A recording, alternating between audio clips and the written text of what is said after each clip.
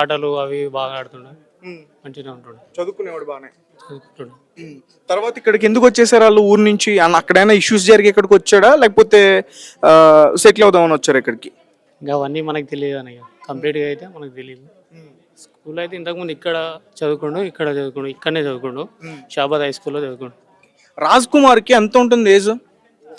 28 వరకు ఉంటుండొచ్చు, 28, ప్రెసెంట్ 26 నుంచి 28 మధ్యలో ఉంటుంది అన్న. రాజ్ కుమార్ వయసు 26 నుంచి 27 సంవత్సరాలు ఉంటాయి అంతే. అంతే అన్న. అంటే బయట అతనికి 40 సంవత్సరాల వరకు కూడా ఉండొచ్చు అని చెప్తున్నారు, దాని గురించి అడుగుతున్నా. తెలియదు, చాలా చిన్నవాడు, 28 వరకు ఉంటాడు, 28. చిన్న వయసులో మ్యారేజ్ చేసుకున్నాడు. అంటే ఇప్పుడు అతనికి 2 పిల్లలు కదా, ఒక 2 సంవత్సరాల బాబు, 3 సంవత్సరాల పాప. సో ఊర్లో మీతో మాట్లాడడం కానీ, మీ ఫ్రెండ్ సర్కిల్ వచ్చి మిమ్మల్ని పలకరించడం కానీ బాగానే పలకరిస్తున్నాడు అప్పుడైతే. అంతే. ఏం పని చేస్తాడు? తెలీదు, రియల్ ఎస్టేట్ అని నిన్న మొన్న తెలుసు, అంతకుముందు అయితే తెలియదు. రియల్ ఎస్టేట్ చేసేవాడా? వీళ్ళ కుటుంబ సభ్యులు ఎవరెవరు ఉన్నారు? కంప్లీట్గా అయితే తెలియదు అన్న. చెప్పండి అన్న. కానీ ఇంత దారుణమైన ఘటన జరగడం చాలా అందరినీ కలిసి వచ్చింది సార్. ఇది ఈ మన తెలంగాణ రాష్ట్రంలోనే ఇది చాలా పెద్ద కేసు అయింది. నిందితుడిని వెంటనే కఠినంగా శిక్షించాలని మేము రాష్ట్ర ప్రభుత్వాన్ని కోరుతున్నాం. అలాగే ఆ కుటుంబానికి కూడా రాష్ట్ర ప్రభుత్వం నుంచి ఆర్థిక సాయం అందించాలి సార్, ఖచ్చితంగా. ఎందుకంటే ఆ ఇంట్లో ఇప్పుడు ఒక బాలిక మాత్రమే మిగిలింది. ఆ అమ్మాయి కూడా సరిగ్గా మానసికంగా బాగాలేదు. పోలీసులు కూడా ఈ కేసులో చాలా నిర్లక్ష్యం వహించారు సార్. ఎందుకంటే పోలీసుల నిర్లక్ష్యం ఏమంటారు మీరు ప్రథమంగా? అంటే ఇంతకుముందు పోక్సో కేసు అతని మీద అయింది కదా సార్. పోక్సో కేసు అతని మీద అయినప్పుడు అతన్ని రిమాండ్కి తరలించినప్పుడు అతన్ని అక్కడనే ఉంచుంటే శిక్ష కరెక్ట్ వేస్తుంటే అతను ఈరోజు బెయిల్ మీద వచ్చి ఇంత దారుణంగా ఇలా చంపాల్సిన అవసరం లేకుంటుండే సార్. మీ ఊర్లో ఏమనుకుంటున్నారు? అంటే ఈరోజు మీరు ఊరు నుంచి వచ్చారు కదా, మీ ఊర్లో దీని గురించి, హత్య గురించి ఏమనుకుంటున్నారు? అందరూ చాలా బాధపడారు సార్. చాలా అందరికి భయమైంది. ఎందుకంటే ఇంతవరకు ఈ రంగారెడ్డి జిల్లా షాబాద్ మండలం ఇంత దారుణంగా అయితే ఇక్కడ జరగలేదు ఇంతవరకు. మాకు పొద్దున్న ఈ న్యూస్ చేసిన తర్వాత మేము ఇక్కడికి వచ్చేసినాం. ఇది చాలా అందరినీ ఏంటంటారు, అసలు కారణం ఏంటంటారు? అతనైతే ఆవేశం, కోపంలో ఇంతకుముందు పోక్సో కేసు పెట్టిరాన్ని కోపంలోనే ఆ కోపంలోనే వాళ్ళందరినీ చంపేసింది సార్. అతనికి అదే ఆవేశం, కేవలం కోపం ఆవేశంతో వాళ్ళందరినీ హతమార్చేశాడా? అదే కోపంలో చంపేసినాను అనుకుంటున్నాను. దాదాపులో జరిగిన ఈ హత్య కేసుకు సంబంధించి ఎవడైతే ఉన్నాడో ప్రధాన నిందితుడు రాజ్ కుమార్, అతని ఇల్లు ఇది. ఇంతకుముందు వాళ్ళందరూ ఇక్కడే నివాసించేవారు. వారి భార్య కానీ, బిడ్డలు కానీ, వారి ఫ్యామిలీ మెంబర్స్ అందరూ కూడా ఇక్కడే నివాసించేవారు. వీరి ఇంటి పక్కనే ఈరోజు హత్యకి గురైన ఎవరైతే ఒక బాలిక తల్లి అలాగే బాలిక నాయనమ్మ, వాళ్ళ ఇల్లు పక్కనే. సో ఇంతకుముందు చాలా ఇష్యూస్ జరిగాయి. ముఖ్యంగా బాలికకు సంబంధించి అతను ఆమెను వేధింపులకి గురి చేస్తున్నాడు అని చెప్పేసి వారి కుటుంబ సభ్యులకి వీరికి చాలా గొడవలు కూడా జరిగాయి. అండ్ వాళ్ళు గట్టిగా చెప్పే ప్రయత్నం చేశారు. తర్వాత ఫోక్సో యాక్ట్ కింద కేసులు కూడా నమోదు చేశారు. తర్వాత ఇతను అరెస్ట్ అవడం అయితే జరిగింది. సో ఈ హత్య కేసు గురించి బయటకు తెలియగానే ముఖ్యంగా ఈ దైవాల కూడా ఆ ప్రాంతం అంతా కూడా ఒక్కసారిగా ఉలిక్కి పడిందనే చెప్పాలి. అండ్ ప్రస్తుతం మనతో పాటు మాట్లాడడానికి, ఈ నరరూప రాక్షసుడి గురించి మాట్లాడడానికి వాళ్ళ స్కూల్ మేట్ ఉన్నారు. ఒకసారి ఆయనతో మనం మాట్లాడే ప్రయత్నం చేద్దాం. అన్న నమస్తే. చిన్నప్పటి నుంచి రాజ్ కుమార్ అసలు ఎలా ఉండేవాడు? ఇప్పుడు చూస్తే అతను 6గురిని హతమార్చిన పరిస్థితి. అసలు మీ ఊర్లో ఎలా ఉండేవాడు? స్కూల్లో అతని మెంటాలిటీ ఏంటి? ఈరోజు ఒక్కరిని కాదు, ఇద్దరిని కాదు, 6గురిని చాలా దారుణంగా హతమార్చిన పరిస్థితి. ఏం చెప్తారు ఇతని గురించి? అసలు మీరు దాని గురించి కంప్లీట్గా అయితే మనకేం తెలియదు. అప్పుడు స్కూల్లో అయితే బాగానే ఉంటుండే, తర్వాత ఏం జరిగిందంటే మనకు తెలియదు. అంతే. ఎక్కడ ఊరు? దైవాలకు కూడా. ఏం చదువుకున్నాడు అతను? కంప్లీట్ అయితే 10th వరకు అయితే స్కూల్ మేట్ అంతే.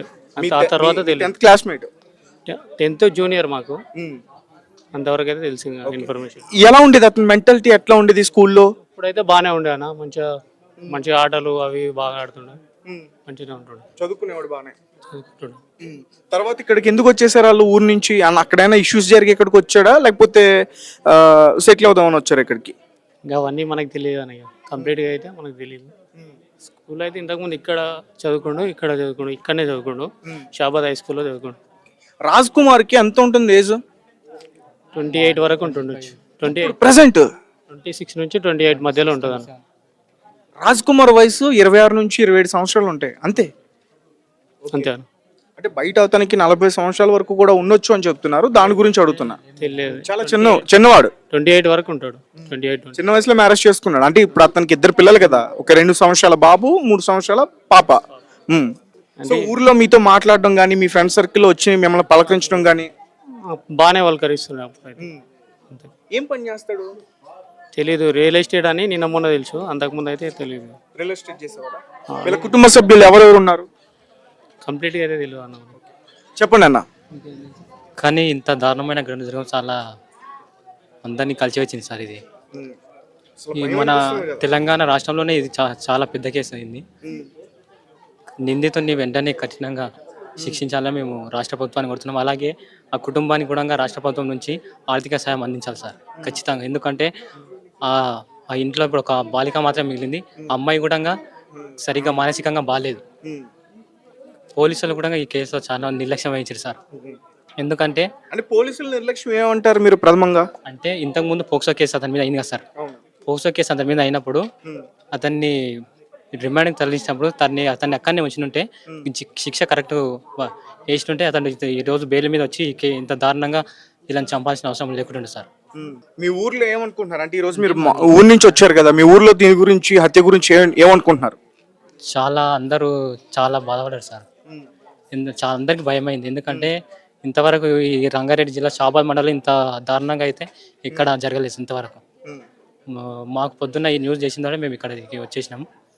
ఇది చాలా అందరినీ ఏంటంటారు, అసలు కారణం ఏంటంటారు? అతనైతే ఆవేశం, కోపంలో ఇంతకుముందు పోక్సో కేసు పెట్టిన కోపంలోనే అతను ఆ కోపంలోనే వాళ్ళందరినీ చంపేసింది సార్. అతనికి అది ఆవేశం, కేవలం కోపం ఆవేశంతో వాళ్ళందరినీ హతమార్చేశాడా? అదే కోపంలో చంపేసినాను అనుకుంటున్నాను. దాదాపులో జరిగిన ఈ హత్య కేసుకు సంబంధించి ఎవడైతే ఉన్నాడో ప్రధాన నిందితుడు రాజ్ కుమార్, అతని ఇల్లు ఇది. ఇంతకుముందు వాళ్ళందరూ ఇక్కడే నివాసించేవారు. వారి భార్య కానీ, బిడ్డలు కానీ, వారి ఫ్యామిలీ మెంబర్స్ అందరూ కూడా ఇక్కడే నివాసించేవారు. వీరి ఇంటి పక్కనే ఈరోజు హత్యకి గురైన ఎవరైతే ఒక బాలిక తల్లి అలాగే బాలిక నాయనమ్మ, వాళ్ళ ఇల్లు పక్కనే. సో ఇంతకుముందు చాలా ఇష్యూస్ జరిగాయి. ముఖ్యంగా బాలికకు సంబంధించి అతను ఆమెను వేధింపులకి గురి చేస్తున్నాడు అని చెప్పేసి వారి కుటుంబ సభ్యులకి వీరికి చాలా గొడవలు కూడా జరిగాయి. అండ్ వాళ్ళు గట్టిగా చెప్పే ప్రయత్నం చేశారు. తర్వాత ఫోక్సో యాక్ట్ కింద కేసులు కూడా నమోదు చేశారు. తర్వాత ఇతను అరెస్ట్ అవడం అయితే జరిగింది. సో ఈ హత్య కేసు గురించి బయటకు తెలియగానే ముఖ్యంగా ఈ దైవాల కూడా ఆ ప్రాంతం అంతా కూడా ఒక్కసారిగా ఉలిక్కి పడిందనే చెప్పాలి. అండ్ ప్రస్తుతం మనతో పాటు మాట్లాడడానికి, ఈ నరరూప రాక్షసుడి గురించి మాట్లాడడానికి వాళ్ళ స్కూల్ మేట్ ఉన్నారు. ఒకసారి ఆయనతో మనం మాట్లాడే ప్రయత్నం చేద్దాం. అన్న నమస్తే. చిన్నప్పటి నుంచి రాజ్ కుమార్ అసలు ఎలా ఉండేవాడు? ఇప్పుడు చూస్తే అతను 6గురిని హతమార్చిన పరిస్థితి. అసలు మీ ఊర్లో ఎలా ఉండేవాడు? స్కూల్లో అతని మెంటాలిటీ ఏంటి? ఈరోజు ఒక్కరిని కాదు, ఇద్దరిని కాదు, 6గురిని చాలా దారుణంగా హతమార్చిన పరిస్థితి. ఏం చెప్తారు ఇతని గురించి అసలు మీరు? దాని గురించి కంప్లీట్ గా అయితే మనకేం తెలియదు. అప్పుడు స్కూల్లో అయితే బాగానే ఉంటుండే, తర్వాత ఏం జరిగిందంటే మనకు తెలియదు. అంతే. ఎక్కడ ఊరు? దైవాల కూడా. ఏం చదువుకున్నాడు అతను? కంప్లీట్ గా 10th వరకు అయితే స్కూల్ మేట్ అంతే. ఆ తర్వాత తెలియదు. క్లాస్మేట్? 10th జూనియర్ మాకు, అంతవరకు అయితే తెలిసి ఇన్ఫర్మేషన్. ఎలా ఉండేది అతని మెంటాలిటీ? ఎట్లా ఉండేది స్కూల్లో? ఇప్పుడైతే బాగానే ఉండే అన్న, మంచిగా ఆటలు అవి బాగా ఆడుతుండే, మంచిగా ఉంటుండే, చదువుకునేవాడు బాగానే. చదువుకుంటుండే. తర్వాత ఇక్కడికి ఎందుకు వచ్చేసారు వాళ్ళు ఊరు నుంచి? అక్కడైనా ఇష్యూస్ జరిగి ఇక్కడికి వచ్చాడా, లేకపోతే సెటిల్ అవుదామని వచ్చారు ఇక్కడికి? ఇంకా అవన్నీ మనకు తెలియదు అన్నయ్య. కంప్లీట్గా అయితే మనకు తెలియదు. స్కూల్ అయితే ఇంతకుముందు ఇక్కడ చదువుకుండు, ఇక్కడనే చదువుకుండు, షాబాద్ హై స్కూల్లో చదువుకుండు. రాజ్ కుమార్కి ఎంత ఉంటుంది ఏజ్? 28 వరకు ఉంటుండొచ్చు. 28 ప్రెసెంట్ 26 నుంచి 28 మధ్యలో ఉంటుంది అన్న. రాజ్ కుమార్ వయసు 26 నుంచి 27 సంవత్సరాలు ఉంటాయి అంతే. అంతే. అంటే బయట అతనికి 40 సంవత్సరాల వరకు కూడా ఉండొచ్చు అని చెప్తున్నారు, దాని గురించి అడుగుతున్నా. తెలియదు. చాలా చిన్నవాడు, 28 వరకు ఉంటాడు. 28 చిన్న వయసులో మ్యారేజ్ చేసుకున్నాడు. అంటే ఇప్పుడు అతనికి 2 పిల్లలు కదా, ఒక 2 సంవత్సరాల బాబు, 3 సంవత్సరాల పాప. సో ఊర్లో మీతో మాట్లాడడం కానీ, మీ ఫ్రెండ్ సర్కిల్లో వచ్చి మిమ్మల్ని పలకరించడం కానీ బాగానే పలకరిస్తున్నాడు. అంతే. ఏం పని చేస్తాడు? తెలీదు. రియల్ ఎస్టేట్ అని నిన్న మొన్న తెలుసు, అంతకుముందు అయితే తెలియదు. రియల్ ఎస్టేట్ చేసేవాడా? వీళ్ళ కుటుంబ సభ్యులు ఎవరెవరు ఉన్నారు? కంప్లీట్గా అయితే తెలియదు అన్న. చెప్పండి అన్న. కానీ ఇంత దారుణమైన ఘటన జరగడం చాలా అందరినీ కలిసి వచ్చింది సార్. ఇది ఈ మన తెలంగాణ రాష్ట్రంలోనే ఇది చాలా పెద్ద కేసు అయింది. నిందితుడిని వెంటనే కఠినంగా శిక్షించాలని మేము రాష్ట్ర ప్రభుత్వాన్ని కోరుతున్నాం. అలాగే ఆ కుటుంబానికి కూడా రాష్ట్ర ప్రభుత్వం నుంచి ఆర్థిక సాయం అందించాలి సార్ ఖచ్చితంగా. ఎందుకంటే ఆ ఆ ఇంట్లో ఇప్పుడు ఒక బాలిక మాత్రం మిగిలింది. ఆ అమ్మాయి కూడా సరిగ్గా మానసికంగా బాగాలేదు. పోలీసులు కూడా ఈ కేసులో చాలా నిర్లక్ష్యం వహించారు సార్. ఎందుకంటే అంటే పోలీసుల నిర్లక్ష్యం ఏమంటారు మీరు ప్రథమంగా? అంటే ఇంతకుముందు పోక్సో కేసు అతని మీద అయింది కదా సార్. పోక్సో కేసు అతని మీద అయినప్పుడు అతన్ని రిమాండ్కి తరలించినప్పుడు అతన్ని అక్కడనే ఉంచినుంటే శిక్ష కరెక్ట్ వేసినుంటే అతను ఈ రోజు బెయిల్ మీద వచ్చి ఇంత దారుణంగా ఇలా చంపాల్సిన అవసరం లేకుంటుండే సార్. మీ ఊర్లో ఏమనుకుంటున్నారు? అంటే ఈ రోజు మీరు ఊరు నుంచి వచ్చారు కదా, మీ ఊర్లో దీని గురించి హత్య గురించి ఏమనుకుంటున్నారు?